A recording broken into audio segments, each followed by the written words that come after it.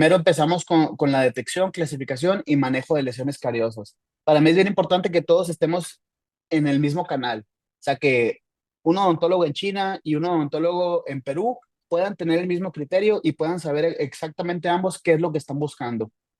Hay una frase muy famosa que dice, los ojos ven lo que la mente sabe. Entonces, si nosotros tenemos en la mente claro qué es lo que tenemos que buscar, pues nuestros ojos van a poder detectar lo mismo en nuestros pacientes. Vamos a ser capaces nosotros de hacer planes de tratamiento un poquito más personalizados.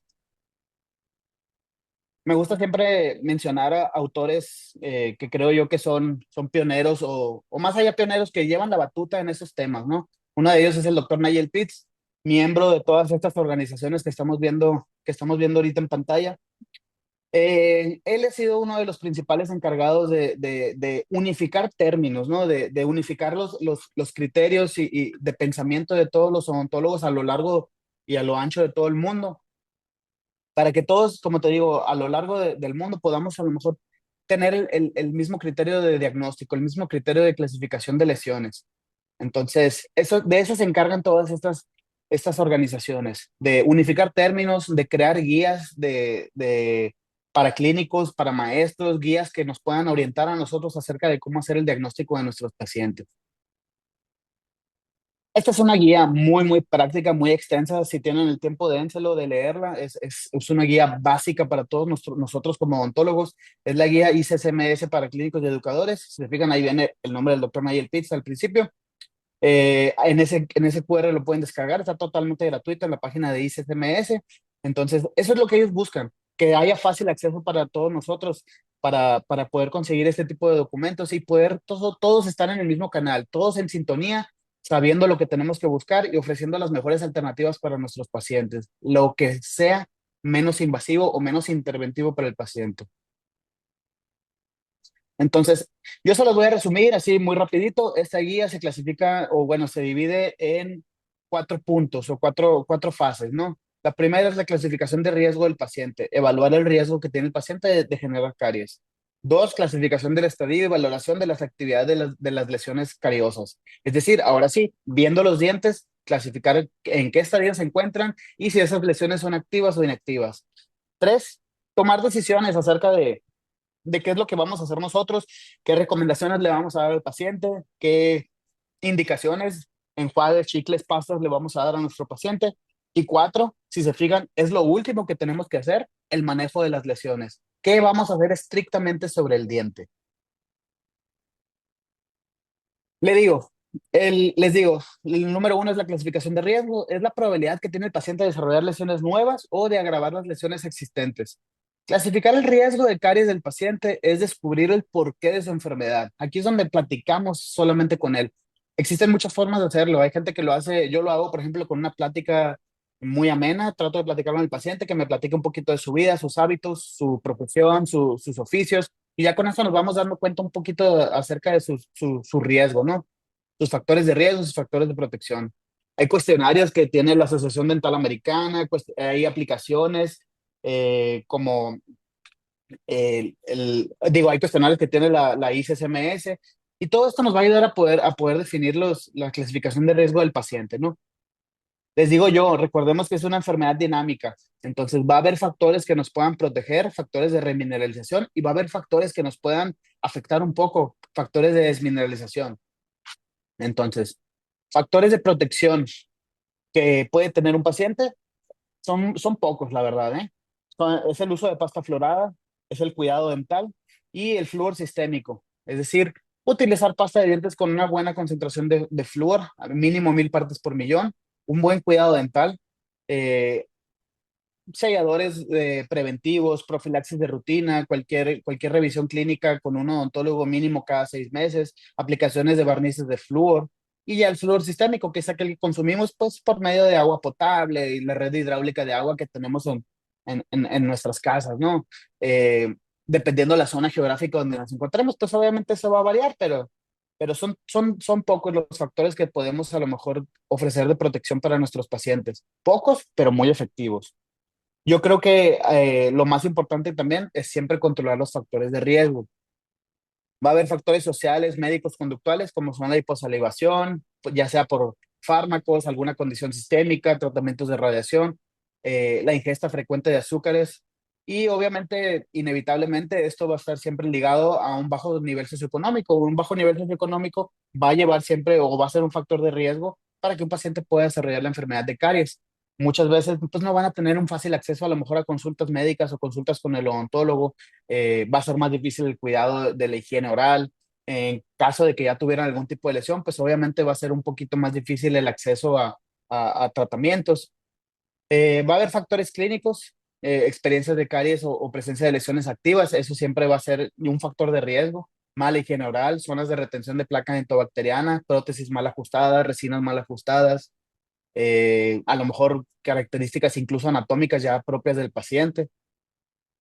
Va a haber factores adicionales para pacientes pediátricos, madres o cuidadores que tienen ellos mismos lesiones, pues obviamente va a haber un factor ahí en, hacia el hijo, ¿no? El uso de azúcares en el biberón o chupón, no utilizar pasta florada de manera diaria, molares en vías de erupción, también son zonas retentivas de placa dentobacteriana. Y va a haber factores adicionales para pacientes geriátricos, superficies radiculares expuestas, o pérdida de estrés, ahogabilidad o incluso fuerza para realizar la higiene oral, ¿no? Pasamos nosotros al segundo punto de esta guía ICSMS, que es la clasificación de lesiones cariosas. La lesión cariosa la vamos a clasificar de dos formas. Vamos a clasificar su estadio con los códigos ICTAS y su actividad con el criterio NIVAT. Ahorita les voy a explicar un poquito más allá. Una herramienta diagnóstica que a mí se me hace perfecta en un mundo ideal es Spectra, ¿no? Spectra es un dispositivo que nos ayuda a detectar severidad o estadio de las lesiones cariosas y su actividad. ¿Cómo lo hace? Es un aditamento, haga de cuenta, es como si fuera una cámara intraoral que pues va a poder detectar productos metabólicos de las bacterias en nuestra boca. Y eso nos va a ayudar a nosotros a poder determinar si una lesión, qué estadio tiene y si es activa o inactiva. Entonces, es una buena herramienta. Lástima, no todos lo tenemos a la mano, la verdad. Les digo, en un mundo ideal, pues podríamos tenerlos todo mundo a la mano, ¿no? Pero si no lo tenemos a la mano, como la mayoría de nosotros no lo tenemos. Hay varias herramientas que nosotros podemos usar y que esas sí las tenemos de manera diaria en la consulta, ¿no? Como les digo, hay que tener los criterios bien establecidos en nuestra mente, una buena visualización de las lesiones, con una buena magnificación y unas herramientas diagnósticas muy sencillas, la más básica de todas, una sonda periodontal. Con eso sería más que suficiente. Porque una sonda periodontal y un explorador, pues ya hoy en día se sabe, hoy en día ya es bastante conocido que lesiones, lesiones incipientes de caries, lesiones o partes de un tejido mineralizado que está sufriendo un periodo de desmineralización, con una puntita muy afilada, como puede ser un explorador, podemos incluso, si no existía una cavidad, crearla nosotros mismos. Entonces, por eso está ya cada vez más en desuso el uso del explorador, ¿no? Ya se está descontinuando el uso del explorador y estamos optando ya por instrumentos de punta Roma, como puede ser una sonda periodontal. Entonces, una sonda periodontal es un instrumento que todos debemos tener básicamente en la consulta y que nos va a servir de manera diagnóstica para poder sentir, para poder palpar la superficie del diente. Vamos a hablar un poquito acerca del criterio NIVAT, que es el que nos va a permitir clasificar si una lesión es activa o inactiva, ¿ok? Este protocolo nos habla básicamente en poder clasificar las lesiones activas o inactivas según sus características físicas. Una lesión activa se va a caracterizar por tener, perdón, una apariencia opaca, es decir, no va a brillar esa superficie del diente. No va a tener ningún brillo y va a tener usualmente en un estadio inicial un color claro, ¿ok? Una textura porosa. Si nosotros tocamos con la punta de la sonda, si nosotros sentimos con la punta de la sonda la superficie del diente, vamos a sentir incluso unas rugosidades, unas porosidades. Y ya en lesiones un poquito más profundas, pues vamos a tener obviamente una dentina reblandecida. Una lesión inactiva siempre va a ser de una apariencia brillante, es decir, va a recuperar su brillo y puede llegar a tener un color oscuro. Aunque la superficie es oscura, puede reflejar un poquito la luz que nosotros proyectamos.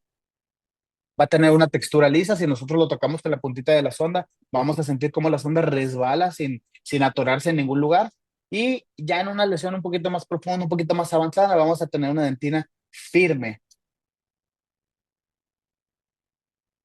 Para que lo podamos visualizar un poquito mejor, para que lo podamos entender un poquito mejor, les digo, así es como se vería una lesión activa y una lesión inactiva, y así es como se verían en sus diferentes fases, ¿no?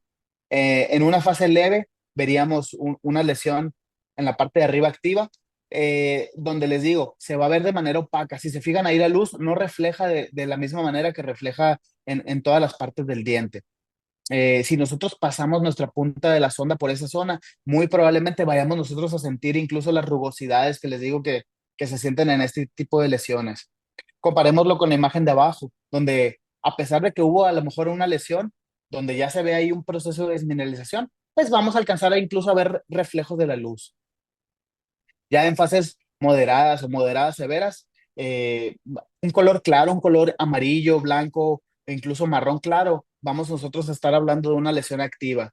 Lesiones en surcos, donde nosotros veamos pigmentación muy oscura de color negro, normalmente estamos hablando de una lesión inactiva, ¿ok? Entonces hay que aprender a diferenciar la actividad de las lesiones. Una lesión activa va a requerir un tratamiento a lo mejor un poquito más inmediato. Una lesión inactiva, tenemos chance o tenemos oportunidad de nosotros de enfocarnos en otras cosas como controlar hábitos antes de meter mano en ese diente. Ahora, vamos a hablar un poquito acerca de la clasificación del estadio de las lesiones. Ya hablamos de la actividad, cómo clasificarlo entre activa o inactiva. Ahora vamos a tratar de clasificarlo en los estadios de las lesiones. Para esto vamos a usar nosotros el código, los códigos ICDAS, ¿ok? ICDAS es un sistema de clasificación de las lesiones de caries según su estadio. Básicamente, así es como se va a poder clasificar. De código 0 a código 6, siendo código 0 el diente más sano y código 6 el diente más severamente, con la lesión más severa, perdón, de caries, ¿no? Los códigos 2, 3, 4 se van a poder considerar entre moderados, ¿no? Aquí un código QR para que lo puedan descargar. También es algo totalmente gratuito. Es algo de lo que les comentaba yo al principio. Son términos que tratamos ahora de nosotros de que todo el mundo los tengamos a la mano, todo el mundo los tengamos presentes y los podamos usar en nuestra consulta diaria, ¿no? Entonces, es algo primordial. El código ICDAS tiene este diagrama de flujo que nos va a ayudar muy fácilmente a poder tomar decisiones y poder llevarnos a clasificar el estadio del diente. Vamos a analizarlo en dos partes nada más. Analizar el diente en dos fases. Una fase en la que lo vamos a analizar eh, seco, perdón, sí, húmedo, perdón. Al principio la primera parte va a ser visualizarlo, ay, perdón, visualizarlo húmedo y ya después lo visualizamos seco. Primero lo visualizamos húmedo. ¿Existe algún tipo de signo visible de caries en esmalte húmedo y limpio? Si la respuesta es no, pues no. Si la respuesta es sí, se observa un cambio de color en la dentina subyacente. Si la respuesta es sí, nos lleva directamente a un código 4. Después de eso, secamos la superficie del diente y lo volvemos a observar. ¿Se observa algún cambio de color en la superficie del esmalte? Si la respuesta es no, es un código 0. Si la respuesta es sí, es un código 1. ¿Hay presencia de cavidad en el esmalte? No. ¿Se observa algún cambio de color en la superficie del esmalte? Sí, código 2. Ahorita los vamos a ver ya un poquito más clínicamente y nos vamos a poder dar cuenta de qué significa código 1, 2, 3, 4 y 5. Cuando hay presencias de cavidad en el esmalte y no se observa dentina al fondo de la cavidad, estamos hablando de un código 3. Ya cuando se observa dentina al fondo de la cavidad y esa dentina abarca menos del 50%, es un código 5, más del 50% de la superficie del diente, es un código 6. Entonces aquí lo tengo visual, estas son fotos mías para que vean que esto me lo encuentro diario, pues o sea, tengo ejemplos de cada uno de los códigos y estoy seguro que una vez que ustedes tengan esto ya en la mente van a empezar a visualizarlo, se van a dar cuenta, mira, que hay un código 1, aquí hay un código 2. Entonces, código 1, opacidad o mancha blanca café, solo visible al secar el diente. No hay cavidades en la superficie ni sombra debajo del esmalte. Código 2, opacidad o mancha blanca o café, visible en esmalte húmedo. No se observan cavidades en la superficie ni sombra debajo del esmalte. Aquí la diferencia entre el 1 y el 2 es que en el 2, pues incluso hasta húmedo lo vamos a poder visualizar. Código 3, ruptura visible de la superficie del esmalte sin exposición de la dentina subyacente, es decir, microcavidades, generalmente menores a 1 o 1.5 milímetros en las superficies oclusales. Este tipo de lesiones Les digo, va a haber ya una ruptura de la superficie del esmalte, pero no va a haber dentina subyacente, o sea, todavía no estamos en la capa interna de la dentina. Todas estas lesiones que vimos anteriormente, código 1, 2 y 3, se van a tratar de manera eh, no interventiva, o sea, no vamos nosotros a tener que tocar el diente. Todo ese tipo de lesiones o ya se controlaron con los hábitos de higiene del paciente, o nosotros los podemos controlar con suplementaciones, con técnicas de higiene, con supervisión del paciente, ¿no? A veces vamos a usar las pastas remineralizantes como MI-Paste, a veces podemos incluso indicar enjuagues con xilitol, podemos hacer aplicaciones tópicas de flúor con Durafat, barniz de flúor, podemos indicarle al paciente el uso de a lo mejor algún chicle o algún agente remineralizante como el Recaldent, o incluso en algunos casos podemos usar fluoruro de amino de plata, ¿no? Que es una herramienta extremadamente útil en la consulta para poder detener o incluso, pues sí, frenar el avance de las lesiones de caries. Entonces, código 1, 2 y 3, este siempre va a ser su manejo. No tenemos que hacerles nada, ni selladores, ni resinas, ni abrir el diente, nada, el diente no se toca. Código 4, sombra oscura debajo de la dentina, vista a través del esmalte húmedo con presencia o ausencia de cavidad. Aquí puede que haya, puede que no haya, en algunos casos va a haber, en otros no, pero este código se caracteriza siempre por tener una sombra oscura debajo del esmalte. En la dentina siempre va a haber una sombra oscura. Código 5, ya una cavidad total, o sea, franca e inconfundible, y con la dentina visible en el interior de esa cavidad. Recordemos, el código 5 abarca del 50% o menos de la superficie del diente. Y ya un código 6 pues es una cavidad extensa con dentina visible que abarca más del 50% de la superficie dental, ¿no? La mayoría de las veces estos dientes o ya van a traer problemas endodónticos, o sea, algún problema pulpar, o incluso, pues muchas veces ya están destinados a la extracción porque ya no son dientes rehabilitables, ¿no? Es triste, pero es muy común encontrarnos este tipo de situaciones clínicas. Y todos este tipo de lesiones, 4, 5 y 6, pues ya inevitablemente van a requerir un manejo quirúrgico, un manejo operatorio por nuestra parte, ¿no? Aquí sí ya inevitablemente vamos a tener nosotros que meter mano, abrir cavidades, vamos a tener que retirar restauraciones defectuosas y realizar restauraciones nuevas o repetir algún tipo de restauración en el diente, ¿no?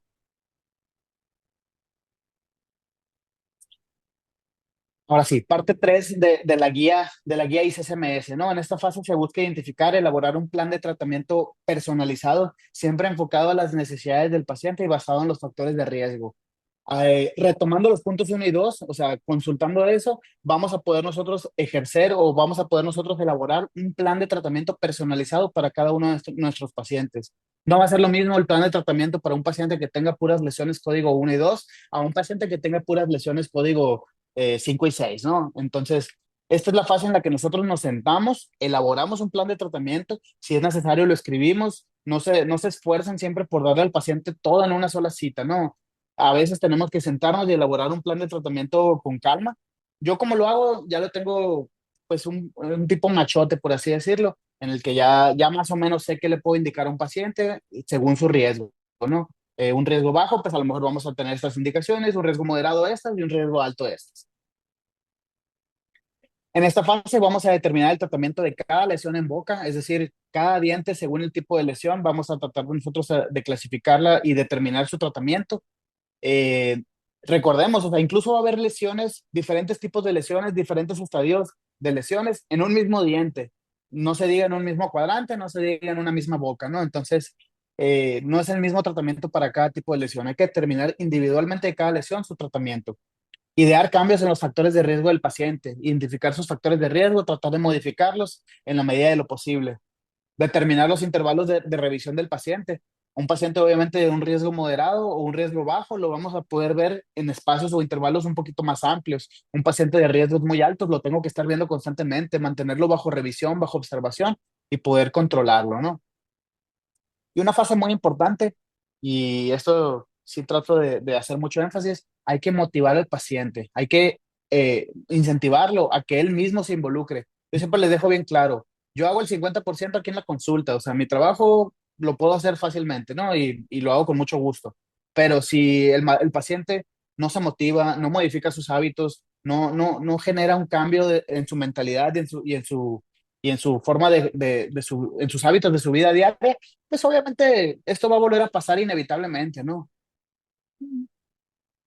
Y ya lo cuatro, la última parte en la guía esta de la ICSMS, pues es el manejo de las lesiones, ¿no? El manejo del riesgo de caries y el manejo individual de cada lesión cariosa. El manejo del riesgo de caries lo vamos a ejercer nosotros, como les digo, con las indicaciones que le dé yo al paciente: uso de enjuagues, uso de chicles, uso de pastas, agentes remineralizantes. Y el manejo individual de cada lesión cariosa, pues lo vamos a hacer nosotros de aquí ya en el sillón, por medio de la restauración, ¿no? El manejo de riesgo de caries lo vamos a hacer, les digo yo, hay dos fases en el manejo de riesgo de caries. Las intervenciones clínicas, lo que yo puedo hacer con el paciente: detecciones de placa, aplicaciones tópicas de barnices de flúor, incluso hasta un sellador de fosetos y fisuras nos va a ayudar a mantener un riesgo de caries bajo, ¿no? Y ya lo que sigue en el manejo en casa, pues es mejorar los hábitos de higiene, suplementarnos con pastas remineralizantes, a lo mejor algún enjuague con xilitol, algo que pueda complementar el paciente o que pueda añadir a su rutina, ¿no? Y ya el manejo de las lesiones, pues lo vamos a ver de dos formas. El manejo no operatorio, que les digo, son todo lo que les mencionaba: chicles, pastas, fluoruro de amino de plata, barnices de flúor. Y el manejo operatorio, que ya suelen ser muchas veces o restauraciones de resina, eh, o ya selladores de fosetas y fisuras. Vamos a ver ahora sí el manejo operatorio. Ya sabemos, ok, ya clasificamos a nuestro paciente, ya sabemos lo que tenemos que hacer. Eh, Vamos ahora sí a hablar del manejo operatorio. Ya tengo que meter mano estrictamente sobre el paciente, ya tengo que tratar algún tipo de lesión. ¿Qué voy a hacer?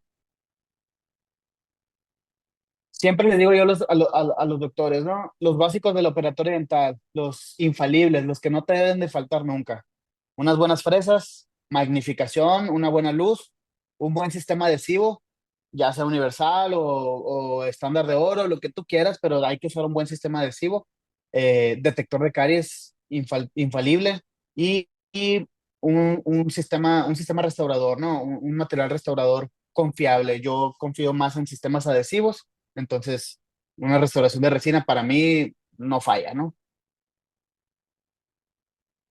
Y el aislamiento absoluto, otro básico que no debe faltar en nuestra consulta.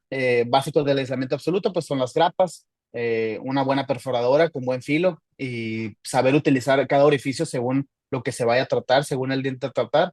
Teflón muchas veces nos va a ayudar para poder aislar algunas situaciones clínicas complejas, para retraer encía, tejidos o incluso para poder eh, aislar ya sobre un aislamiento absoluto, poder proteger dientes vecinos, y un hilo dental para poder meter bien el dique, ¿no? Poder tratar bien, poder imaginar también a veces el dique entre el diente y la encía.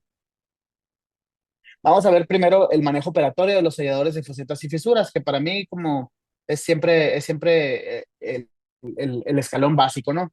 Lesiones código uno y 2 las podemos poder tratar, o incluso hasta código 3 podemos tratarlas con selladores de facetas y fisuras. Este va a ser un tratamiento preventivo, pero también puede ser también un tratamiento terapéutico. Es decir, cuando veamos tipos de lesiones, eh, código uno o 2, podemos a lo mejor tratarlas con un sellador de facetas y fisuras. ¿Eso quiere decir que todas las lesiones uno y 2 se van a tratar con selladores de facetas y fisuras? No, hay que evaluar el riesgo de cada paciente. Un paciente que yo veo que tenga una lesión, una sola lesión código uno, pues a lo mejor no hay tanto problema. Yo lo puedo dejar en observación y ahí nos estamos viendo cada 6 meses. Si yo veo que algo cambia, pues a lo mejor optamos por un sellador. Eh, en cambio, un paciente que tiene 10 años, 9 años, donde ya sabemos que los jóvenes, pues los niños no tienen una buena higiene, que va a empezar a lo mejor un tratamiento de ortopedia, de ortodoncia, donde le van a colocar aparatos, donde va a haber mayor acúmulo de alimento, donde vamos a aumentar nosotros como odontólogos sus factores de riesgo, pues a lo mejor ahí sí lo protejo un poquito antes de que empiece su ortodoncia, porque no me quiero arriesgar a que a lo mejor ahorita al principio no tiene lesiones, pero terminando el tratamiento de ortodoncia ya tenga él algún tipo de lesión, a lo mejor sí le empiezo a poner selladores en códigos uno y 2. Así Entonces, que les digo, es variable. en Dígame, dígame, doctor. anatomía como esta que es muy compleja y en sí como que retiene mucho biofilm. también lo podemos Ajá. tratar, ¿no? Sí, claro, pacientes que tengan anatomía surcos muy profundos, vamos a poder nosotros siempre, pues, tratar de disminuir la profundidad de esos surcos, facilitar la higiene para el paciente, disminuir la retención de placa entobacteriana.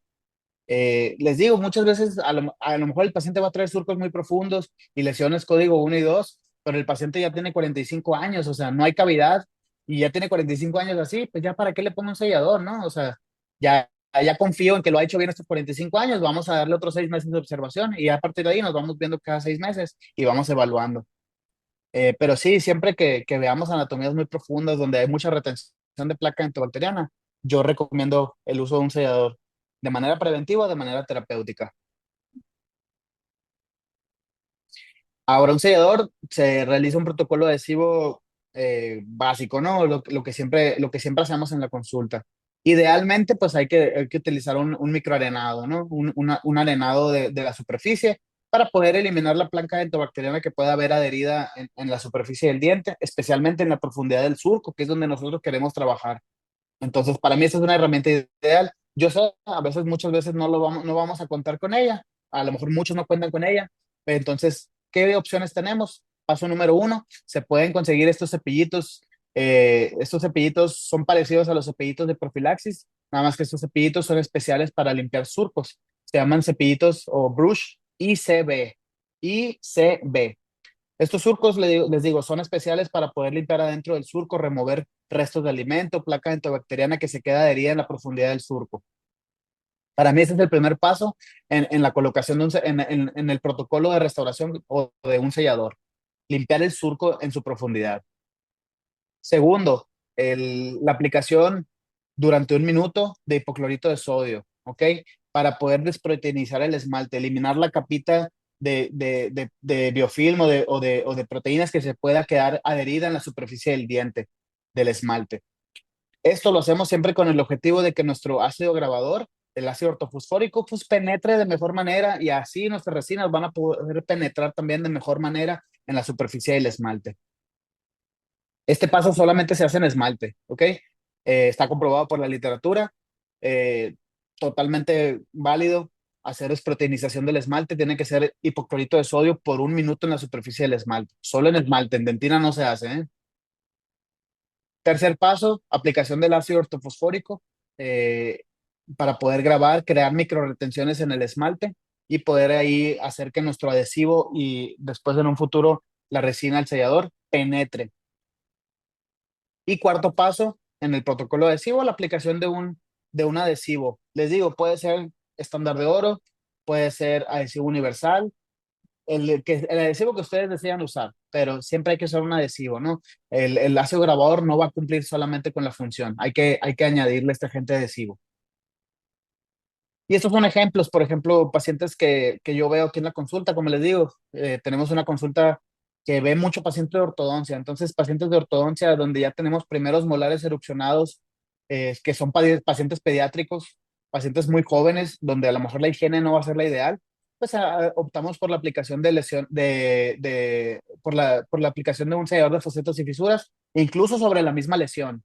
Les digo, a veces va a ser preventivo cuando no existe la lesión, para poderlo prevenir, que no haya una lesión de caries durante su tratamiento de ortodoncia. Pero a veces va a ser un tratamiento terapéutico cuando ya existe una lesión y el paciente tiene un alto riesgo de generar lesiones de caries. Entonces, algo muy importante, se llaman selladores de fosetos y fisuras, precisamente porque van sobre la foseta y la fisura. No deben de ir en alguna otra zona, porque luego me ha tocado ver selladores que pueden a lo mejor estar en alguna superficie como una vertiente de alguna cúspide. Y eso a la larga va a empezar a generar puntos altos de contacto. Digo, en un paciente pediátrico a lo mejor no hay tanto problema porque la oclusión no se define bien hasta más o menos los 14 15 años de edad, pero ya en un paciente adulto, si optamos por esta opción, vamos a generar puntos altos de contacto si no aplicamos el sellador estrictamente donde debe de ir, o sea, donde no intervenga con nuestra oclusión. Y ahora sí, vamos a hablar de las restauraciones mínimamente invasivas, ¿no? Vamos a hablar ya de pacientes a lo mejor en estadios un poquito más avanzados, códigos 4 5 y 6. Ya pacientes en los que un sellador, pues ya no es nuestra mejor opción, donde ya definitivamente tenemos lesiones que invaden dentina y ya tenemos nosotros que hacer algún tipo de restauración de resina un poquito más allá del sellador.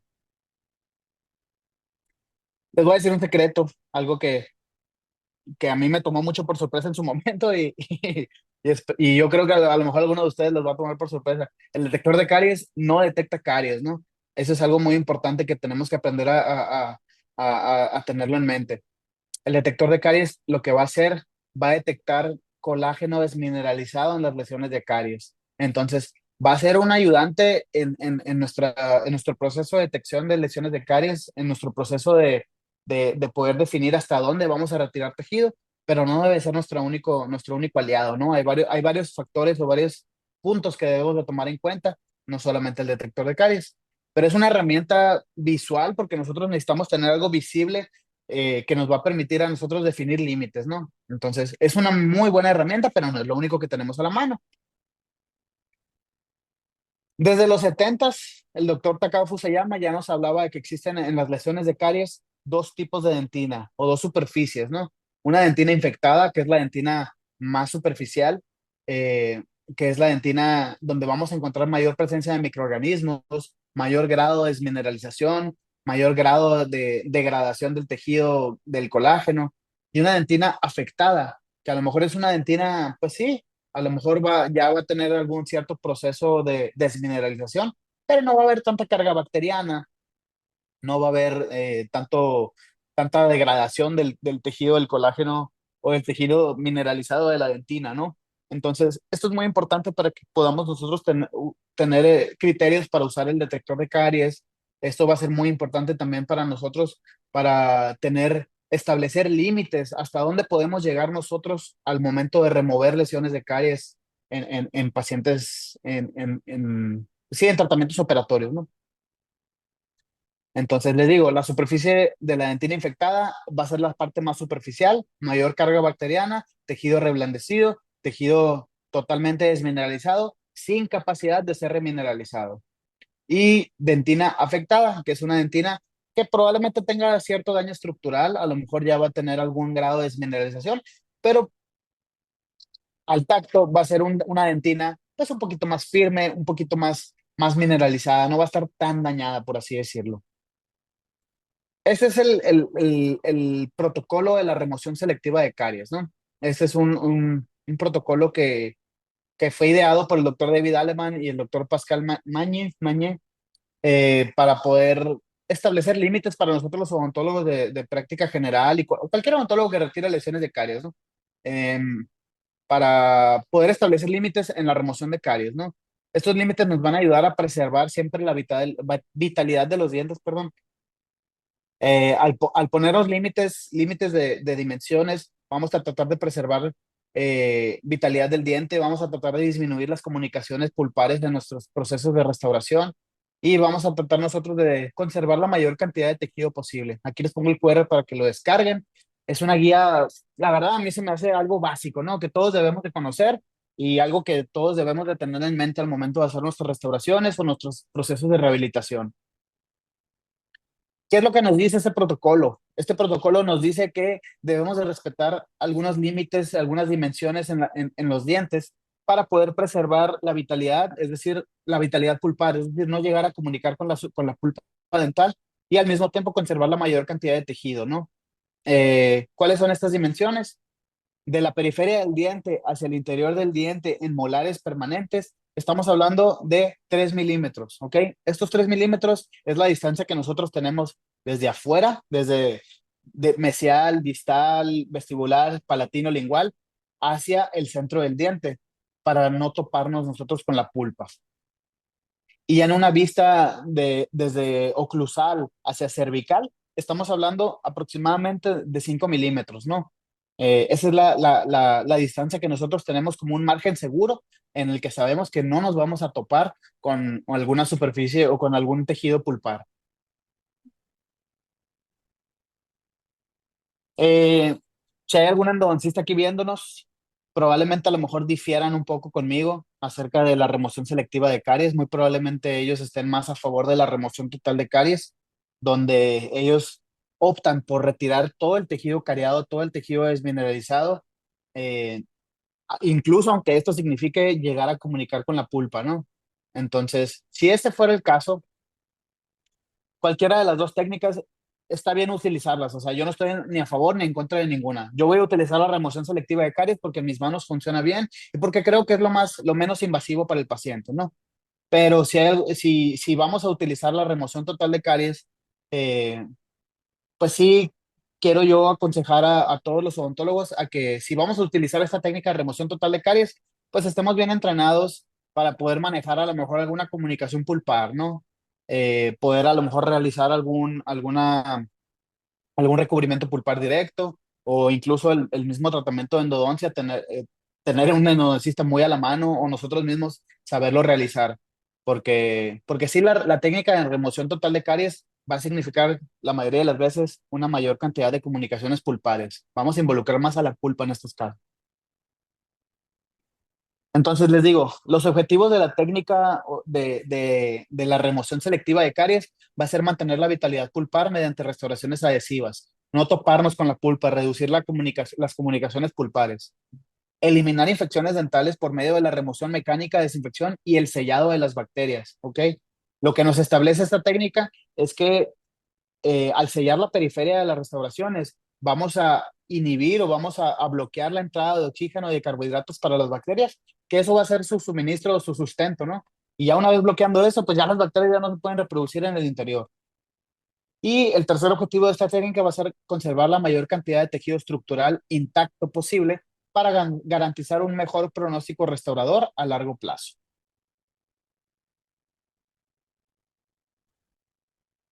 Les decía yo, el detector de caries pues va a ser un método visual que vamos a tener nosotros, una escala visual para poder decidir qué tejido es el que vamos a remover y qué tejido es el que no vamos a remover. Este detector de caries pues va a pigmentar en diferentes tonalidades según la cantidad de colágeno desmineralizado que encontremos, ¿no? Pero muchas veces no nos tenemos que dejar guiar solamente por el detector de caries. Les digo, a veces puede ser nuestro mejor aliado, pero a veces también puede ser un enemigo. ¿Por qué? Porque muchas veces en cavidades muy profundas, donde los conductos o los tubulillos dentinarios van a ser más amplios, se puede incluso llegar a pigmentar esa parte, pero no necesariamente quiere decir que haya una lesión de caries. Y probablemente dejándonos guiar por el puro detector de caries, lleguemos a producir una comunicación pulpar. Entonces, eh, ¿de qué depende o cómo vamos nosotros a saber si retirar tejido o no retirarlo? Pues siempre vamos a tratar de guiarnos con una escala visual, variando la intensidad de lo que es la pigmentación del detector de caries, ¿no? Ahora, imaginemos, ¿no? Ya tenemos nosotros la cavidad realizada, ya retiramos la lesión de caries, tenemos una cavidad muy profunda, una cercanía con la pulpa inmensa. Es necesario en 100% de los casos colocar una base cavitaria, es necesario que nosotros pongamos un liner, como le dicen, debajo de la cavidad, digo, debajo de la restauración. Pues yo generalmente considero que no. A mí me enseñaron el método tradicional en la escuela, ¿no? Donde se colocaba ionómero de vidrio debajo de las restauraciones y después de eso ya se restauraba con resina, ¿no? En casos en los que quedábamos muy cerquita de pulpa. Hoy en día ya se sabe, se conoce, es ampliamente conocido que a lo mejor con una base cavitaria con ionómero de vidrio puede llegar incluso a degradarse con el paso del tiempo. Una degradación de estas bases cavitarias va a llevar a la creación de espacios entre lo que es la restauración de resina y lo que es la superficie del diente. Y eso en un largo plazo nos puede llevar a desarrollar o procesos de caries secundaria o sensibilidades posoperatorias. Un espacio que se genere entre la restauración y el diente va a generar ahí que el fluido que existe dentro de los túbulos dentinarios tenga movimiento. Y les decía yo, el que se generen a lo mejor espacios entre la restauración y el diente, pues va a hacer un espacio que el líquido que existe adentro de nuestros dientes se pueda mover. Y si ese líquido se mueve, va a generar estimulación de las prolongaciones odontoblásticas y eso va a generar en un largo plazo a lo mejor una sensibilidad postoperatoria. Entonces, hoy en día se sabe que una base cavitaria se degrada con el paso del tiempo, se va reabsorbiendo, bueno, no reabsorbiendo, se va degradando, se va deshaciendo y puede generar ese espacio y nos va a traer esas complicaciones en un futuro. Entonces, Mi recomendación, lo que yo aconsejo para todos los doctores, no el uso de bases cavitarias. Y si vamos a usar alguna base cavitaria, usar alguna base cavitaria que sea de algún material a lo mejor resinoso, como puede ser un Teracal PT o Teracal solo. Ese puede ser una buena base cavitaria porque son materiales modificados con resina. Pero un ionómero de vidrio, un hidróxido de calcio, cosas así, pues ya a lo mejor no van a tener tanto efecto positivo en nosotros, ¿no? El resin coating, sí, ¿verdad? Sí, claro. De hecho, es lo que vamos a ver ahorita, ¿no? Pero Mm. sí, sí, sin duda, ¿no? Para mí la mejor base va a ser una buena base de resina, ¿no? Una buena capita de resina fluida después de nuestro protocolo de adhesión. Ahora imaginemos, estamos trabajando en una cavidad muy profunda, ya comunicamos, ya llegamos a la pulpa. Ni modo, pues ya pasó. Cometimos el error porque puede llegar a pasar, o a lo mejor estamos usando la técnica de remoción total de caries y ya estamos en este escenario. ¿Qué hay que hacer, no? Primer paso, pues no hay que entrar en pánico. Hay que manejar la situación con calma y siempre tener un buen criterio acerca de lo que vamos a ir haciendo. Para mí, la mejor recomendación es hacer una terapia pulpar vital, ¿no? Una terapia pulpar vital es un recubrimiento pulpar directo, es decir, eh, aplicar un material que pueda generar que pueda fomentar una regeneración del tejido y poder preservar la vitalidad de la pulpa. Hay muchos materiales disponibles, estos son solamente tres ejemplos que yo pongo: Biodentin de Septodent, Teracal PT de Visco, que a mí me encanta, ese para mí no falla, y MTA. Biodentin es muy bueno, me encanta, buenísimo. Eh, es una ventajas, es un excelente material, ¿no? Para mí es el gold standard. Desventajas, pues es que a lo mejor no es tan costeable por la presentación que tiene, ¿no? La cápsula que tiene, la cápsula en la que viene, pues se desperdicia bastante material. No es un material que podamos administrar de manera controlada, ¿no? Sino que es una sola cápsula y una vez que la mezclas, pues ya se usó y ni modo, ¿no? Desperdicias mucho material. Lo que se usa realmente es bien poquito y te sobra muchísimo. MTA es muy bueno, excelente material. Desventajas, pues es que a lo mejor va a pigmentar un poquito el diente, ¿no? Tiende a pigmentar los dientes de un color gris oscuro. Una gran ventaja, pues es que tú lo mezclas según tu necesidad, tú lo tomas con tu espátula y en tu loseta de vidrio lo mezclas con el líquido que viene, que es agua destilada, y con eso más que suficiente. Entonces, para mí, la mejor combinación entre estos dos materiales es el Teracal PT. Teracal PT es un material, es igual, un silicato de calcio, es decir, un regenerador, un remineralizador de tejidos duros, y nos va a ayudar mucho porque se administra con una jeringa y una puntita. Entonces, ese tú dispensas la cantidad que necesitas y listo, se acabó. Pero una característica que para mí le da el plus a este material y por la razón por la cual a mí me encanta es que está modificado con resina. O sea, no solamente va a ser bioactivo por el silicato de calcio, sino que además va a adherirse a la superficie de la dentina, va a adherirse a nuestro adhesivo. Entonces, y es de curado dual, no le tienes que poner lámpara, ¿no? Entonces, no te tienes que preocupar de nada. No vas a dañar a la pulpa por la lámpara, por el calor de la lámpara, no vas a desperdiciar material y no tienes que preocuparte de que a lo mejor en un futuro esta base se desprenda porque viene modificado con resina, entonces se va a adherir totalmente a tu adhesivo. Entonces, para mí es el mejor, la verdad. La única desventaja que yo le veo, desventaja, es que una vez abierto el Teracal, una vez que ya lo abres, pierdes su sellado, tienes que usarlo en 90 días. Después de 90 días, pierdes su eficacia.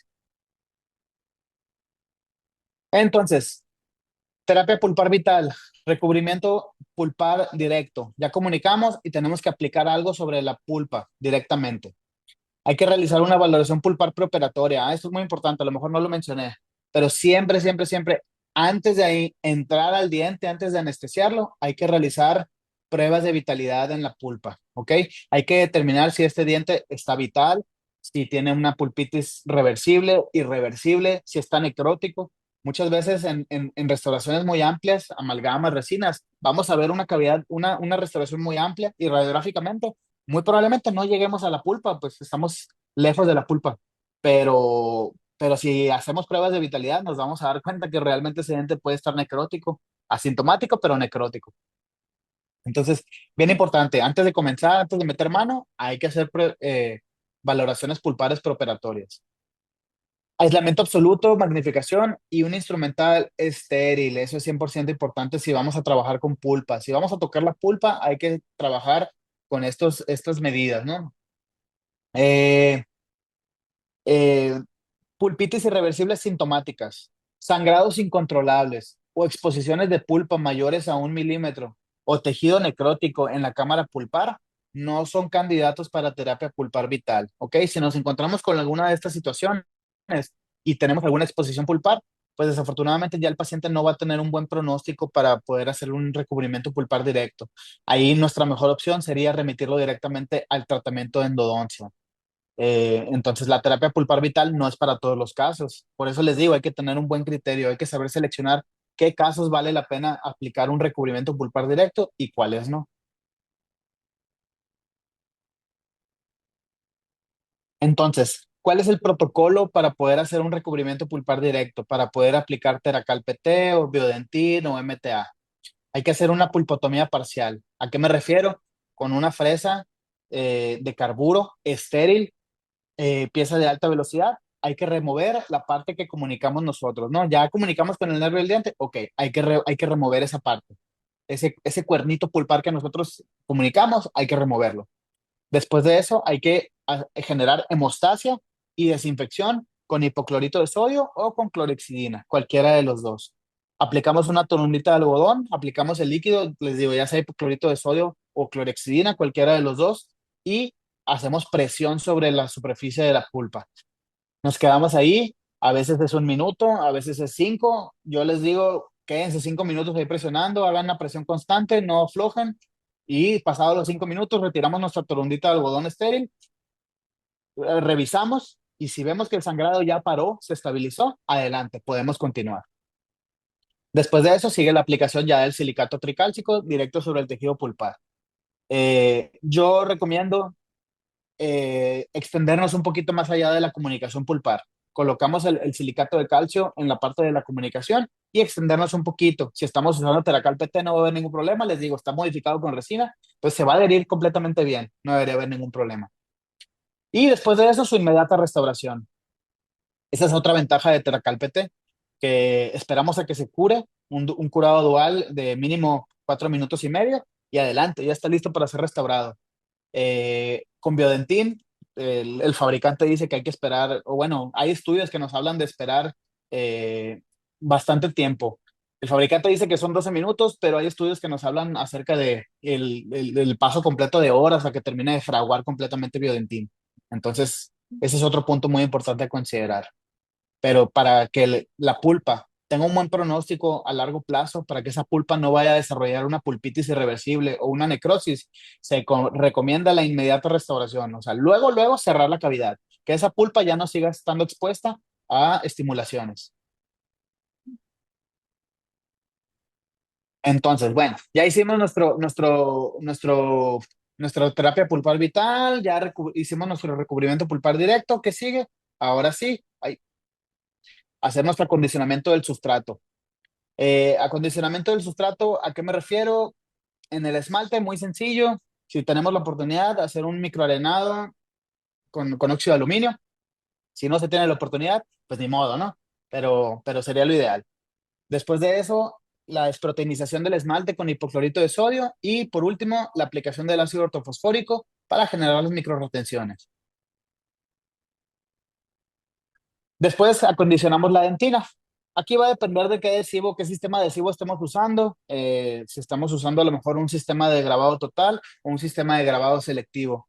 Grabado total significa que vamos a grabar nosotros la dentina, es decir, le vamos a colocar el ácido ortofosfórico a la dentina y después de eso nuestro agente adhesivo, es decir, pues sí, nuestro adhesivo.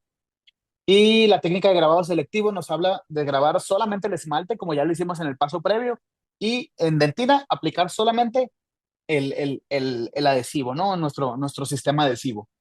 Después de eso, una fotopolimerización con una lámpara de buena calidad y listo. Ahora, hay algunos consejos que yo le doy a todo el mundo, a todos los dentistas. para poder optimizar el sistema adhesivo, para poder sacarle el máximo provecho a nuestro sistema adhesivo, a nuestra botellita de adhesivo, poderle sacar el máximo provecho.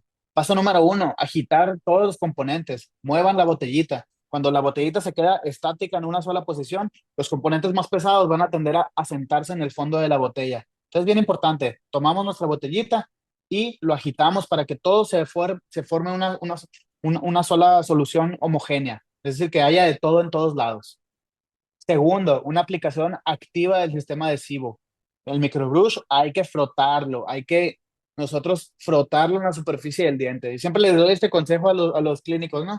Traten de visualizarlo como si estuviéramos nosotros en la escala microscópica. Si nosotros estuviéramos ahí en la dentina, no es lo mismo echarle así nada más en el piso que ponernos a tallarlo, ¿no? Que ponernos nosotros a hacer la aplicación activa, perdón, del adhesivo. Tercero, evaporación del solvente. Eso es súper importante para que el adhesivo se pueda polimerizar de manera correcta. Hay que evaporar el solvente.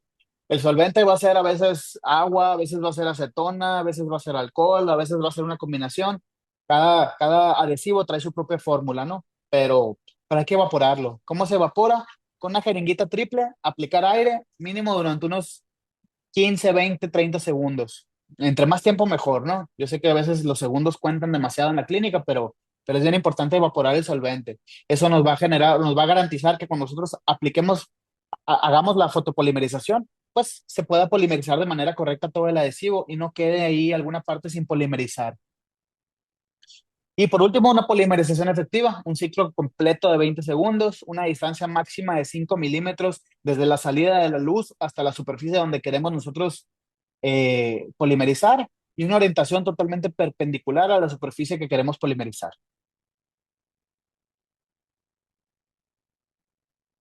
Ahora sí, la parte que me mencionabas tú, doctora, el resin coating, súper importante. Si a lo mejor no realizamos la comunicación pulpar, o sea, si no llegamos a comunicar con pulpa, eh, o aunque lo hagamos, ¿no? Hay que cubrir la dentina con una capita de resina fluida. Esta técnica la desarrollaron los japoneses, viene de mucho tiempo atrás, no es nada nuevo, pero esta técnica, ¿qué nos va a garantizar? Nos va a garantizar que nuestro nos va a garantizar, perdón, que nuestra dentina quede totalmente sellada, ¿ok? Que tenga una buena penetración de la resina al interior de los túbulos dentinales o que pueda acoplarse correctamente a nuestro sistema adhesivo que ya se acopló a esos túbulos dentinarios. El resin coating es una técnica que nos va a ayudar siempre como les digo, a cubrir toda la dentina, sellarla de manera permanente, pero más allá de eso también nos va a ayudar a controlar la contracción de nuestras capas de resina que vamos a aplicar en un momento después. Entonces, eso es bien importante, el resin coating. Se coloca una capita de resina fluida y lo dispersamos, ya sea con un aplicador, una espátula, una misma sonda, cualquier instrumento. Y ya lo vamos dispersando. Tiene que ser una capita no mayor a 1 milímetro, entre 0,5 a 1 milímetro, ¿no? Ese es el grosor ideal que debe tener. Si lo hacen con la sonda, pues ahí se van a poder dar fácilmente cuenta cuánto mide esa capita, ¿no? Entonces, para mí, me gusta mucho la sonda. Y ya después de eso, empezamos ahora sí a hacer nuestra restauración de resina, ya con incrementos no mayores a 2 milímetros. Incrementos, primero yo siempre les recomiendo para cubrir la dentina, incrementos totalmente horizontales, capas horizontales. Ya que estemos en una fase del esmalte, en la última capa, pues a lo mejor ya podemos hacer incrementos oblicuos, ¿no? En capas que tengan formas anatómicas. Pero sí, yo les recomiendo casi siempre las primeras capas hagámosla de manera totalmente horizontal. Ahora les decía, el estrés por contracción es un factor que tenemos que controlar nosotros al momento de hacer operatoria, al momento de hacer nuestras restauraciones de resina. Todos los materiales de resina, todos los polímeros se van a contraer al momento de que nosotros apliquemos o hagamos la polimerización. Al momento de que apliquemos la luz, todos los polímeros siempre se van a contraer. ¿Cómo se contraen? Se van a contraer hacia el centro del cuerpo que estamos polimerizando. Si estamos aplicando una bolita de resina, esa bolita de resina se va a contraer hacia su centro, siempre. ¿Ok? Entonces, por eso es bien importante que nosotros tratemos de controlar esto para que haya la menor contracción posible. Si un incremento de resina lo colocamos y hacemos la polimerización y se contrae, muy probablemente, si en algún lugar nos quedó un eslabón débil de adhesión, probablemente se pueda llegar a desprender esa parte de la resina o pueda llegar a quedar algún vacío en nuestra restauración. Por eso es bien importante controlar el estrés por contracción. ¿Cómo lo vamos a controlar? Lo vamos a controlar, les digo, controlando nosotros el tamaño de los incrementos, no mayores a 2 milímetros, y la disposición de esos incrementos de manera horizontal. El factor C es el nombre que se le da al coeficiente este de contracción que va a tener cada resina. Es muy sencillo. Se escucha muy complejo, pero es muy sencillo. Eh, Básicamente quiere decir que entre más grande sea el incremento de resina, va a haber una mayor contracción. Entre más superficies nos estemos adhiriendo nosotros, va a haber una mayor contracción. Entonces, hay que tener esto siempre en cuenta. Un incremento de resina hay que tratar de adherirlo a la menor cantidad de superficies posibles y también a hacerlos del menor tamaño posible. Y la mayoría de los fabricantes nos indican 2 milímetros es un incremento ideal para las resinas, entonces 2 milímetros a mí se me hace una buena norma, es algo que nos puede llevar poco tiempo. Hay doctores que lo van a hacer en incrementos mayores a 2 milímetros, a lo mejor por falta de tiempo. Hay doctores que tienen todo el tiempo del mundo y lo van a poder hacer de punto 5 en punto 5, no hay ningún problema, cada quien decide lo que hace, pero, pero sí, para mí esta es la recomendación. 2 milímetros se me hace una muy buena opción. Entonces, hay estudios que ya nos hablan acerca de la disposición de nuestros incrementos, ¿no? O sea, los incrementos oblicuos, verticales e incrementos horizontales. En todos estos estudios analizados o en todas estas muestras, pues el mejor desempeño lo obtuvimos cuando colocamos una capita de resina fluida, como el resin coating, en la cavidad de la dentina y con los incrementos horizontales. Por eso les digo yo, los mejores resultados en estas pruebas de microtensión se han obtenido con incrementos horizontales y con una capita de resina fluida en la superficie de la cavidad. Entonces, para mí esa es la forma que yo recomiendo a los doctores hacer sus restauraciones. Entonces, ya hicimos nosotros el protocolo adhesivo, ya hicimos nosotros los incrementos horizontales, ya estamos ahora sí en la parte de reconstruir anatómicamente, ¿no? Siempre les recomiendo, hay que guiarnos con la anatomía remanente, o sea, lo que nos queda de estructura del diente nos va a ir dictando cómo deben de ser nuestras restauraciones. No podemos ponerle una anatomía de recién nacido o de un paciente joven a un paciente que ya está, por ejemplo, todo desgastado, ¿no? A un paciente que tiene problemas de oclusión. Un paciente que tenga cúspides muy planas, vertientes muy poco pronunciadas, no le puedo poner yo una anatomía perfecta, ¿no? Porque pues no va a embonar, no va a engranar. Hay que ser realistas. Hay que fijarnos un poquito más en lo que trae el paciente de manera general y en base a eso, pues nosotros decidir qué tipo de anatomía le vamos a dar. Si me lo permite el paciente, si el paciente me lo permite, adelante, yo le puedo poner la mejor anatomía posible, porque pues obviamente una mejor anatomía nos va a permitir una mejor masticación, triturar de mejor manera los alimentos, pero pues no siempre es posible, ¿no? Entonces hay que adecuarnos a lo que tenemos. Hay que darle un buen terminado a los márgenes. Nuestras restauraciones siempre en las orillas, pues van a quedar zonas donde a lo mejor, si lo hicimos con una espátula, pues a lo mejor no van a quedar 100% lisitas, no van a quedar márgenes 100% lisos. Si lo hicimos con un pincel, probablemente a lo mejor sí nos queda un poquito mejor adaptado, pero siempre hay que darle un terminado a los márgenes. El terminado yo siempre les recomiendo unas fresas, ya sea fina o extra fina, grano rojo, grano amarillo, o las fresas específicamente para el terminado de los márgenes, que son fresas multilaminadas, ¿no? Para mí esas son perfectas, infalibles también en la consulta, y con eso le vamos a dar un buen terminado a los márgenes de la restauración. Retiramos nosotros el aislamiento absoluto y hay que verificar la oclusión del paciente. Hay que comprobar que el paciente no tenga puntos altos de contacto con nuestras restauraciones, que pueda ocluir de manera adecuada. Entonces, yo les recomiendo, si tienen la oportunidad de tener dos papeles articulares de dos grosores distintos, estaría excelente. Un papel un poquito grueso de 80 micras para poder determinar de manera inicial la oclusión y ya un papel un poquito más finito. Estamos hablando de un papel artifol de 12 micras o incluso puede haber de 8 micras. Eh, si no lo tienen, no pasa nada, no hay ningún problema, ya es como que el ajuste fino ese ya nos va a marcar detallitos ya un poquito más finitos en la oclusión, pero si no lo tienen, con un papel de 80, 40 micras, se puede ejercer una odontología totalmente viable. Después de eso, si llegara a quedar algún puntito alto de contacto, pues hay que ajustarlo, ¿no? Hay que usar fresas específicas para el ajuste oclusal. Unas fresitas de diamante a lo mejor con forma de balón, con forma de flama, con forma de pera, algo que nos permita a nosotros hacer la adecuación de la oclusión. Eh, Antes se enseñaba, a mí no me lo enseñaron así, pero me ha tocado aquí en Hermosillo escuchar muchas escuelas que así lo enseñan. Por ejemplo, hacer ajuste oclusal con piedras de Arkansas, ¿no? La piedra de Arkansas es una piedra diseñada para modificar o cortar metales, no para cortar estructura del diente ni para cortar resina. Entonces, les digo, traten de visualizarlo a una escala microscópica. Una piedra de Arkansas no va a desgastar o no va a cortar la resina. Lo que hace microscópicamente es que la va a ir rompiendo, genera una vibración y un calor excesivo en la superficie de la resina y la puede ir fracturando. A lo mejor son microfracturas, pero eso a largo plazo va comprometiendo nuestra restauración. Entonces, no usen fresas de Arkansas, piedras de Arkansas. Traten de usar fresitas de diamante para generar un correcto desgaste de la superficie de la resina. Y por último, hay que hacer un correcto pulido de la superficie. Correcto pulido me refiero a utilizar un sistema que vaya de mayor a menor, un sistema gradual. Esto no es nomás porque sí, pues, esto es porque un sistema gradual nos va a permitir con la parte más gruesa o con las gomas más gruesas poder a lo mejor hacer un desgaste o un pulido de la superficie. No nada más generar brillo en la superficie, porque pulido y brillo son dos cosas totalmente diferentes.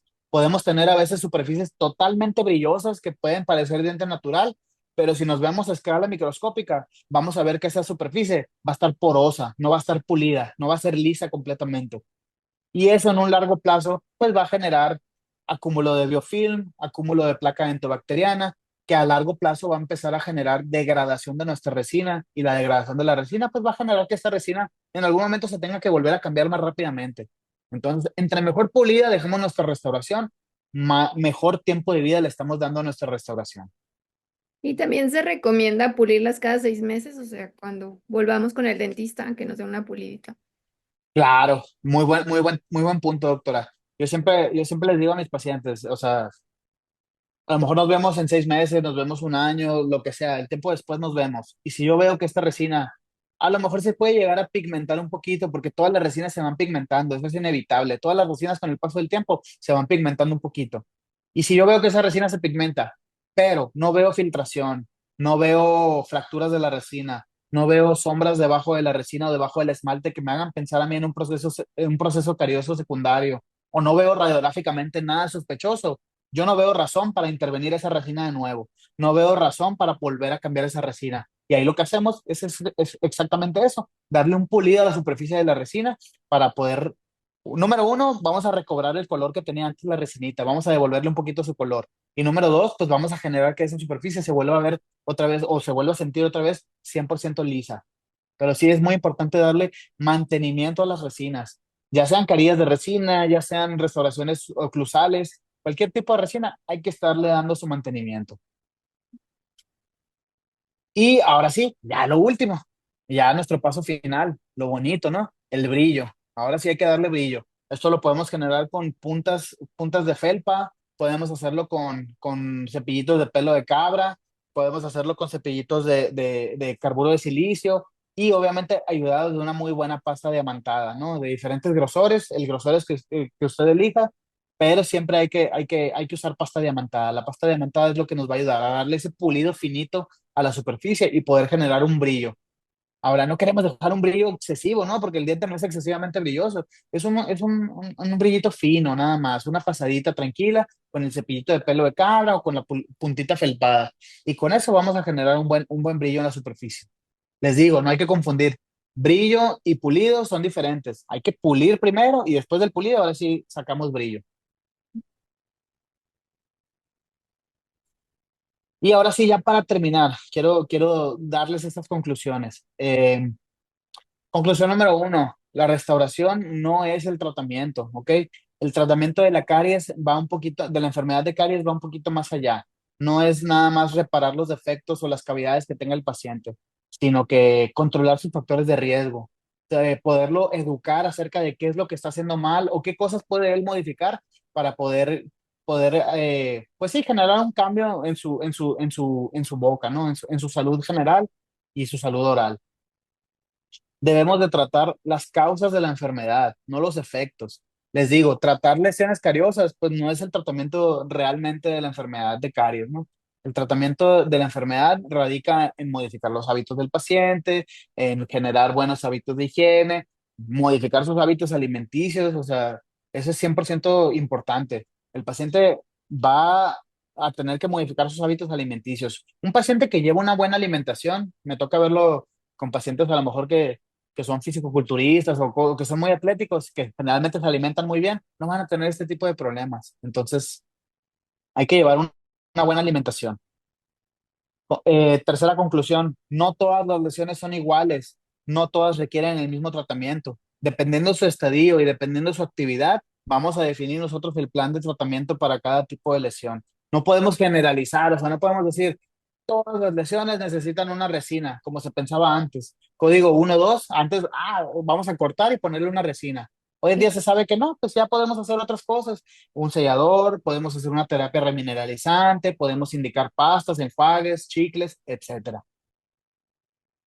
Eh, 4, hay que estandarizar nuestros protocolos de diagnóstico, clasificación y tratamiento. Hay que llevar un orden. Así como les digo, esa guía que yo les pasé, la guía ICSMS, les pone ese orden, 1, 2, 3 y 4. Entonces, a mí se me hace una manera muy ordenada, muy protocolizada de poder llevar nuestro tratamiento. Y les digo, no vamos a poder decir lo mismo para todos, pero sí vamos a tener la herramienta para poder decir, ok, con este paciente vi esto, voy a hacer esto. Con este paciente vi esto, voy a hacer esto. Este paciente se clasificó así, vamos a hacer esto. Entonces, eso es a lo que me refiero con estandarizar protocolos de diagnóstico, clasificación y tratamiento. Y la última, que para mí sería una de las más importantes, debemos retrasar lo más posible la intervención clínica en los órganos dentales. Tocar lo menos posible. Lo menos que toquemos los dientes, lo más que van a durar esos dientes. Entre menos toquemos un diente, mayor pronóstico de vida va a tener esa pieza. Entonces, es importante eso. No hay que, a veces vemos un paciente ahorita a los 6 7 años de edad y le hacemos una resina en un primer molar por una lesión código 1.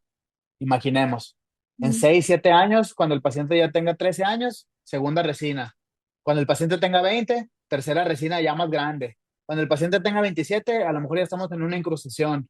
Y en los 34, el paciente ya tiene una corona. Y a lo mejor en 7 años más, a los 41 años, el paciente ya perdió la pieza, pues. Y ese paciente, si bien le va, pues va a vivir hasta los 70 80 años, o sea, ya a la mitad de su vida va a haber perdido una pieza y no es nomás una, pues, o sea, el paciente va a ir perdiendo, generalmente tienen problemas en múltiples piezas, no nada más en una. Entonces, por ahí va la cosa. Trato de incentivarlos a que, pues sí, toquen lo menos posible el diente, que retrasemos nuestra intervención y prolonguemos el tiempo de vida de cada pieza. Sí, y antes era surco negro, dale, con la fresa. O sea, no, no Sí, analizábamos cada lesión, cada diente de forma individual, ¿no? sí, no, te digo, a mí me lo enseñaron así, incluso yo lo veía en mis clases de operatoria, surco negro y yo hasta me lo saboreaba porque tenía que cumplir con mis requisitos de resinas en la carrera, ¿no? Desde ahí ya vi 10 Sí. resinas, ya la hice. Y hoy en día, pues a muchos dentistas ahora lo ven por el lado económico, ¿no? O sea, antes era por cumplir con requisitos clínicos, ahora a lo mejor queremos, pues todos andamos buscando el dinero, pues obviamente todo el mundo necesitamos dinero para vivir. Entonces muchos dentistas a veces, 10 surcos negros, ya vi 10 resinas, ya la hice. Ujú. Pero hoy en día pues ya sabemos que no es lo ideal. O sea, yo les digo esto, ahora ya lo saben y si lo van a continuar haciendo de esa forma, pues adelante. Pero ya saben que está mal, ¿no? Ya saben que no es lo ideal y que no es lo que... Y también me interesa mucho que esta información siempre llegue a pacientes, para que el paciente mismo no se deje, pues, o sea, que el paciente pueda decir, pero pues a lo mejor ahí no necesito una resina, a lo mejor me pueden hacer un sellador. Ya me han llegado pacientes, fíjate, de otras clínicas que me dicen, fíjese, me dijeron que era una lesión inactiva, que me podían hacer un sellador. Y yo, muy bien, hasta me da gusto, la verdad, me da mucho gusto cuando un paciente llega así. No, y dentistas, también la prevención se cobra. También los selladores se cobran, o sea, Ah, claro. no todo es como que si no pongo resina a fuerzas voy a dejar de ganar, pues no. O sea, también el paciente te lo va a agradecer, de la vamos a tener en observación, está empezando, está inactiva, un selladorcito, y vamos viendo cada 6 meses cómo evoluciona. También el paciente te lo va a agradecer, de no me va a tocar mi diente y ahí me colocó algo que me va a ayudar y me va a remineralizar mi cepillado y estar ahí con la muelita. También se agradece y creo que eso ha cambiado, como tú dices, doctor, y es importante que esta información les llegue a los estudiantes, a los odontólogos y a todos para poder atender mejor a nuestros pacientes, como nos gustaría que nos atendieran a nosotros, ¿no? Claro, eso es lo que yo trato de ofrecer y lo que trato de enseñarle a los doctores, ¿no? Hay que tratar como nos gustaría que nos traten a nosotros, o sea, que nos toquen lo menos posible Ujú. y que nos lleven un control o una observación, simplemente eso. Yo eso es lo que yo trato de hacer en mi consulta, llevar una muy buena observación, documentar todo, obviamente, y llevar un protocolo ahí personalizado, o más bien un plan de tratamiento personalizado para cada paciente. Muchísimas gracias, doctora, por la invitación. Muchísimas gracias a todos los que nos ven por su atención. Esta fue una muy, muy breve introducción de todo este tema, porque este tema es muy amplio, ¿eh? De verdad es algo súper amplio. Hay demasiada literatura acerca de ese tema. Si algún día quieren conocer un poquito más de ese tema, pueden verme en redes sociales. Siempre estoy subiendo mucho contenido de eso. A lo mejor ya no tanto como antes, pero sí subo mucho contenido, más que nada para odontólogos, para clínicos. Pero también muchos pacientes luego me escriben si tienen alguna duda y yo trato de orientarlos un poquito más. Si algún clínico tiene alguna duda, quiere reforzar algún tema, lo que sea, yo siempre estoy abierto. Me encanta ese tema, o sea, yo vivo de esto y me encanta platicar de esto, o sea, es mi pasión. Entonces, no me molesta para nada. A lo mejor no estoy todo el día ahí en el celular porque tengo cosas que hacer, pero cuando tengo el tiempo me lo doy y contesto mensajes y ando ahí platicando con la raza. Sí, y aquí en tu Instagram tomas fotos como las que vieron aquí, fotos increíbles que toma clínicas y ahí también las sube, casos clínicos, tips para que los sigan. Aquí el código QR es para tu Instagram, ¿verdad? Así es, es un código para mi Instagram, que es la red que más uso. Prácticamente es la única que uso. Si no, pues así me pueden encontrar, Andrés Mesa MX. Y pues cualquier cosa que se les ofrezca, yo siempre estoy ahí. Si quieren alguna recomendación también de literatura, me encanta leer, entonces siempre tengo algo ahí a la mano. Y si no, ahí lo tengo en mi base de datos, tengo muchísimo. Entonces, yo comparto. Sí, también si necesitan un conferencista ahí en Sonora Hermosillo, pues también aquí el doctor Andrés Mesa puede ir a sus universidades, puede dar cursos y demás. Te agradezco mucho que hayas venido, está muy interesante el tema de hoy.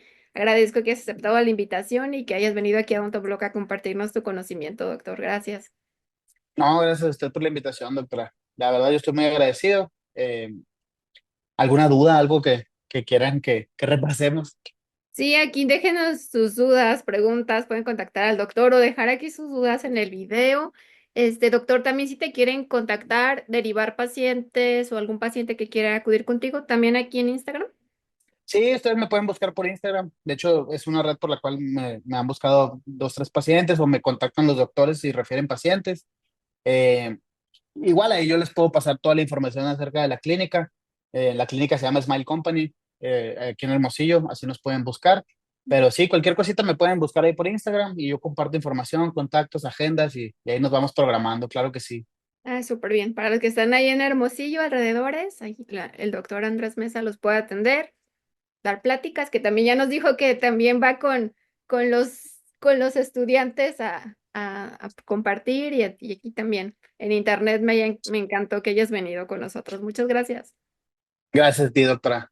Gracias, síganlo en redes sociales, sigan también a Odontoblog, dejen su like, dudas, preguntas, aquí vamos a estar al pendiente resolviéndolas y pues muchísimas gracias a todos los que nos estuvieron viendo y nos vemos en un próximo video.